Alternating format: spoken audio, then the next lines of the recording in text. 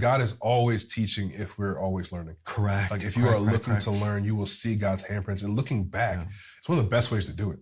Because you see kind of how you've changed, how your desires have changed, how he's molding you even actively. You can look back and say, I didn't realize that until now. And that can help shape our trajectory to see what we're doing next and where God wants to lead us. But those memories have been huge. And I thank God for each of those people and the ones he's still bringing into my life. All right. We are sitting here with my newest friend, Kevin Washington. I would like to say you're from University of Texas, but no longer. What's your new role here? I am now at Baylor University serving as the Associate AD of Mission, Impact, and Enrichment and Athletics Chaplain. Very, very good. And how long have you been in the sports world here, Kevin? Man, in the sports world, my entire life. Okay. Just playing sports growing up was something that we did all the time. Working in sports a bit longer, 8 and then 4, you got that 12, 3, 17. So we'll say about 18 years that I've been in sports industry. First starting off as a chaplain for different universities and moving a little bit. And then doing director of player development for the University of Texas while also serving as a chaplain. And then most recently up at Baylor as an AD. How did that all start? I'm assuming that you probably got into sports. You were thinking about getting college, then pro level and all of that stuff. But how did you pivot to doing what you're doing? So I had a conversation with one of my coaches.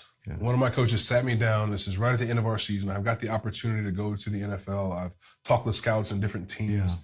And he kept hearing as I was talking about going to the NFL, what I was going to do when I got there. I want to use it as an opportunity. I want to tell people about Jesus. I want to go to hospitals. I want to visit kids. I want to be the guy that's driving down the side of the road. I see some kids playing football. I hop out, play with them, and then give them some gloves so they can just be inspired. And he said, do you want to play football? And I was like, yeah, sure. I'll play football. He says, no, do you want to play football or do you want to use it as a platform for Jesus? I was like, I want to use it as a platform for Jesus. He says, then don't play football. Go serve Jesus and he'll give you the platform that you need, that you want. And that's taken me on that journey from chaplain to director of player development to associate AD. And it's advice that if I had heeded constantly and consistently, it would probably have a lot less heartache in a few things. It's instead of pursuing what you think will get you what God wants to have or how you can use things for God, just pursue what God puts on your heart, and where he doesn't, he'll take you where he wants and use it how he wants. As a director of player personnel, what is that job title like? What does that look like on a day-to-day basis? So at the University of Texas, when I was doing director of player development, it was meeting with the guys, being at practices, being at workouts, just being around all the time, ministry of presence, so they know there's someone here they can talk to, they can work through. I would always make sure our freshmen come in, I would onboard them, make sure they get used to the big city, make sure they get used to college. Then I'd also put on different programming for career development, community engagement, and then also just character development. So it's a lot of getting to know people, building relationships. We do Bible studies once a week for the guys that were so inclined. We would do chapels before our games. We do one-on-one meetings. It's doing a lot of that to make sure that their holistic is taken care of, not just the athletic piece. And the thing I loved about that is it allowed me to connect a lot of people, because the more I could connect our players with other believers or other successful people, the more they got to have a broadened view of what could be possible for them, but then also hear some faith in that as well, because there's a lot of people that, love Jesus and also wanted to talk to them and pour into them. That was the day-to-day. It changed up on a lot, because you can get a call at midnight or get a call at 2 o'clock. Tell somebody where to go get an ID and do all those kind of things. But it's just being there for the players so they know they got somebody they can talk to and turn to that's not going to take away playing time or do anything like that. And that's for the guys that are believers and non-believers. We got guys on the team that were Muslim, that were atheists, that were Jewish. So we got to make sure that they understand, we're going to love you. I'm going to love you regardless of where you're at, what you believe, to show you that, hey, the love of Christ isn't selective. It's for everybody that wants to accept that. Who taught you all these things? I mean, growing up, who was your role model? Who are the ones who instilled some of those values that we're hearing about now? Man, this is going to sound cliche, but God taught me through a lot of different people, but there were just a lot of lessons that you get picked up on. My mom was a great influence on me, where, she worked in diversity and inclusion before it was a big thing. Right. And so she's working in the government to help people understand, how do we, bring about diversity in ways that is holistic and helps people. My dad was a truck driver that would get up at 4 o'clock in the morning every day to drive trucks and say, hey, your mom's got the career that we're going to make sure we take care of, but I'm going to do what I can to make sure I take care of you and her. So 4 a.m, he's up every single day, doesn't miss a day. So I learned hard work from him. Yeah. He's also a coach for me, he coached me growing up. I was also at every single one of my practices and games. And so he showed me those things. Yeah. Had another coach in high school that started to speak leadership into me. I got in trouble for doing some dumb stuff in class. I got bored, so I was putting tape on my face, I think, I don't know why, but I was putting tape on my face. And the teacher was like, all right, I know how to deal with you. I'm gonna take you to the coach so he can get you. And I'm like, ah. And so I go to the coach with tape on my face. He's like, what's wrong with you? So we take it off. After practice, I think he's gonna run me. And he sits there, he's like, I'm not gonna run you after practice. All you're gonna do is get in better shape. Because you run now, you like to run. He said, what you're gonna have to do, you gotta decide. Are you gonna lead with the gifts you have? Are you gonna be a man that can help people? Or are you gonna just do this kind of stuff? Yeah. He said, sit out here for a minute. And then he just walked off. And he said, what decision are you going to make? And that coach has been instrumental in my life. He helped lead a Bible study that we got a part of to kind of help me see how to lead this, how to do these things. Another pastor, helped me come to Christ. He showed me the love of God. So when I say chaplaincy is walking with whoever, wherever, through whatever, it was because this pastor up in Indiana, Pastor Vernil Lewis, would let me come over to his house, do his laundry. I would do laundry and then leave. Didn't even say anything to him half the time. Wow. He'd be okay with that. Yeah. He would let me borrow his van. And so I'm borrowing the pastor's van, going to parties in the pastor's van. And he's like, you can use it. If you need a car, you can use it. Yeah. Which, thank God, because I think that was a little way to check you. Like, you're in the pastor's van. Don't do anything too bad. You can't be in any high-speed chases in the pastor's van. But he would do all those things without forcing anything, without expecting anything, but always be there for conversation. Wow. For a meal. And he continually shared the gospel. And so when God got a hold of my heart when I was up playing football at the University of Notre Dame, that's where I could go to learn and to grow and to actually start to serve the church within some of the local people in the church, some of the younger boys. That's where I got the heart for mentorship. Another coach that I went to play for, he wanted to develop men. And so in the middle of football camp, which is when you get ready for the season, he would take time off and go away for 2 days to teach what it meant to be a man in the middle of football season. And so he was one of the first ones too that I got to see, man, faith and performance. I put those two things together so we can glorify God. And then there's Pastor Nicholas Ellen, who's been huge. And he's just said, hey, if you've got gifts, use every single one of them. Yeah. He's in the counseling world. And so he helps a million different people, including myself and my wife, just teaching us, helping us to understand how to apply the scriptures to our lives. Part of the reason why, I got degrees in counseling was him, but he's also started up counseling centers. He's taught counseling all over the world, not just here locally. He's like, man, use those gifts. Like, if you actually believe in God's sovereignty and providence and all these words you throw around, well, then use them all. Yeah. And so he's awesome. He will convict you with a smile on your face and just say, all right, I love you. And expect you to go work through it. Isn't it funny how there's certain memories? You talk about your dad waking up at 4 o'clock in the morning to sacrifice the hard work that he has. You talk about your pastor when you had tape on, or the coach when you had tape on your face, the words that he said to you. Those memories are seared in your brain and has shaped you to the person you are today, and how God uses those memories to really be able to shape you. Absolutely. Looking back on those things, you see what he's trying to teach you. Yeah. Right? Because God is always teaching if we're always learning. Correct. Like, if you are looking to learn, you will see God's handprints. And looking back, it's one of the best ways to do it. Because you see kind of how you've changed, how your desires have changed, how he's molding you, even actively. You can look back and say, I didn't realize that until now. And that can help shape our trajectory to see what we're doing next and where God wants to lead us. But those memories have been huge. And I thank God for each of those people and the ones he's still bringing into my life. Well, that's why we do these interviews for our folks in Nairobi, in Cluj, in Jakarta, and all these different things. Is we can keep going ahead and looking ahead. Mm-hmm. But how do we look in the past and see how God's been always present through the good and through the bad as well? Absolutely. You got to. What was a memory? I mean, if you look back in your past, a memory of a failure besides the tape, a failure, something that you struggled with, that still is your mind today, that you said, wow, that really was a defining moment in my life that I had to overcome? I feel like there's a lot of those.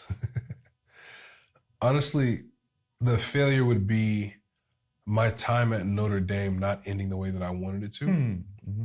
I thought, God, if I came to know you, if I'd been faithful, that time would have been different. And so I looked back at that time as an extreme failure, because I was like, God, I was there. I didn't do anything. Nothing happened.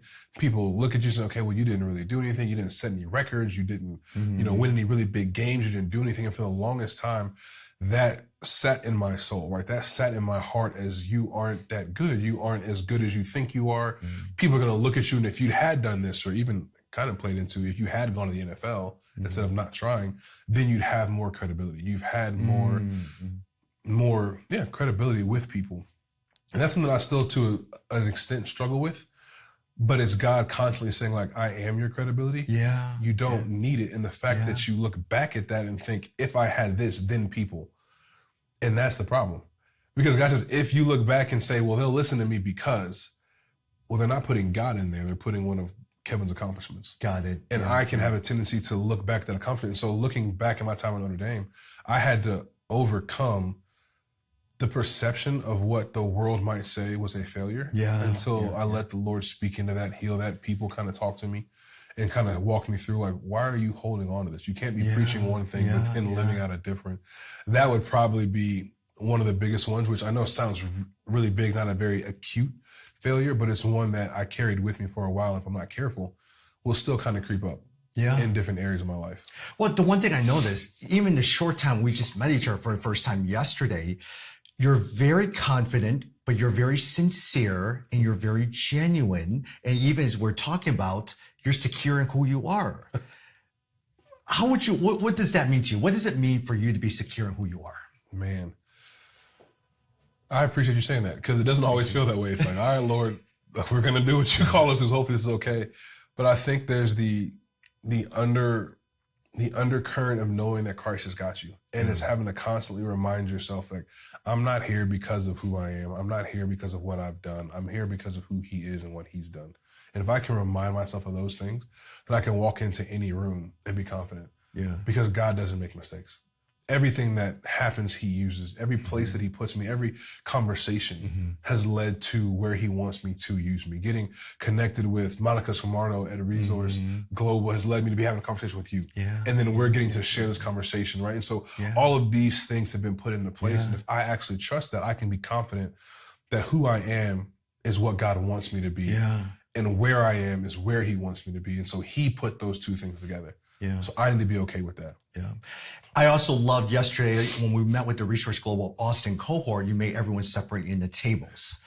But it was an exercise where you helped them understand that whatever table that you're at, you have something to contribute. I sat there, I said, instead of lecturing and saying the same thing, you force them to figure that out.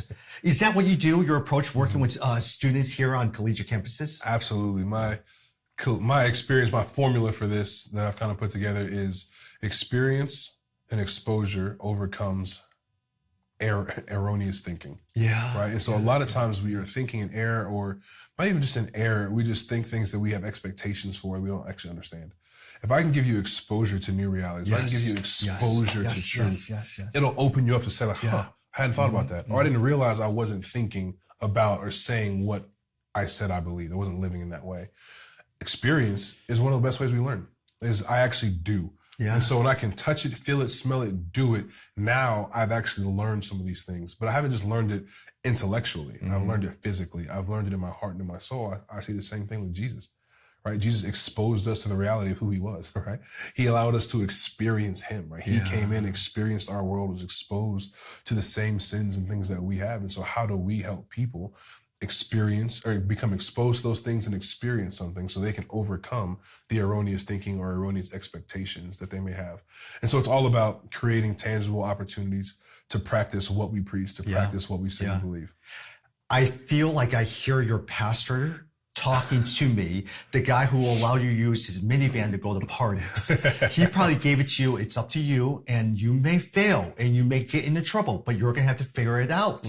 And that even what Resource Global is, with all of our folks in Nairobi and Jakarta, you're not going to get the guy from Chicago lecturing you on what you need to do.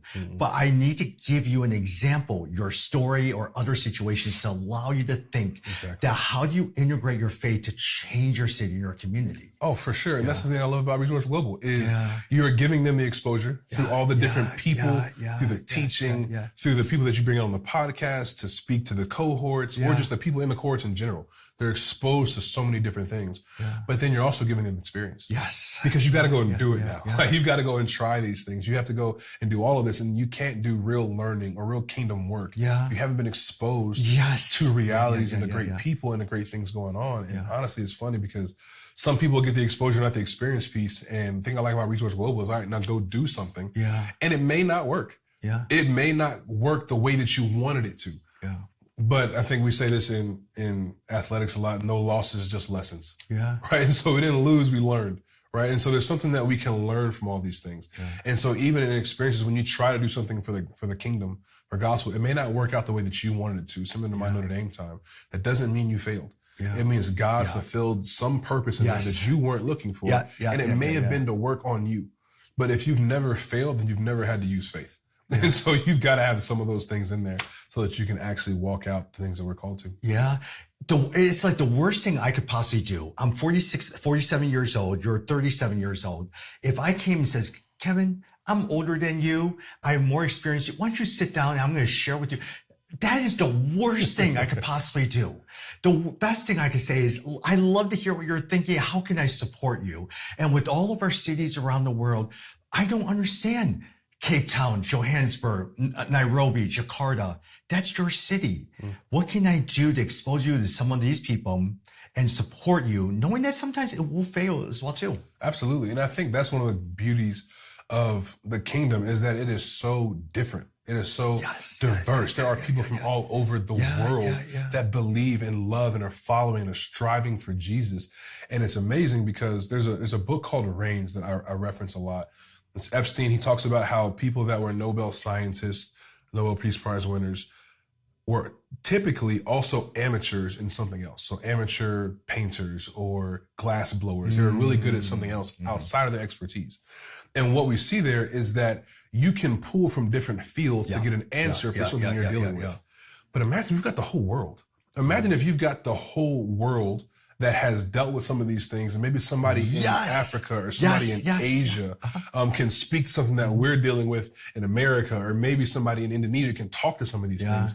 And so that's where that exposure and experience comes in. Because it's like, hey, I can borrow from your experience and you can help me and learn.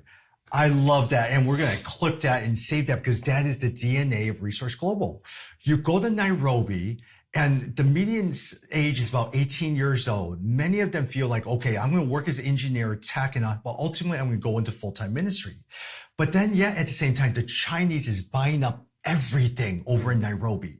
Well, our Chinese Indonesians in Jakarta have no clue what you're dealing with. You bring everyone in a room. The folks in Kenya already have a certain view of them. The Chinese Indonesians have no idea what you're talking about, but now you're forced in a room and you're forced to deal with the realities of what each person is dealing with. And that's when you get solutions that transcend just our time. You get solutions because you're getting other people's perspectives from other countries, other understandings that we don't even know to think about. And so we could be dealing with one issue and they're like, why don't you just turn this to the left? You're like, why didn't we think of that? Or why don't you just include this group or this partnership? That's the whole beauty of Resource Global, but then greater the kingdom, right? When he says there's so many different nations and tongues and tribes, like that's the beauty of the kingdom. And the more we see that beauty and apply that, the more we'll be able to speak to the issues that we all have and help everyone else understand the beauty of the kingdom. I go to Cluj, Romania, and a lot of times they call themselves the Austin of Europe. Many of them have never been to Austin before, but they've heard about Austin. Imagine if we brought some of those guys to Austin and said, okay, here's what's going on in the city of Austin. Will they become different and change their city because of it? That would be amazing. I think you can't help but to do that. If you are ever with someone somewhere else, you're going to have to. Like you have to change. Who you are has to change when it's come into contact with something that God is doing somewhere else and something else. Right? It's going to mold you. It's going to change you, giving you ideas, giving you passion to say, this is how they're doing things.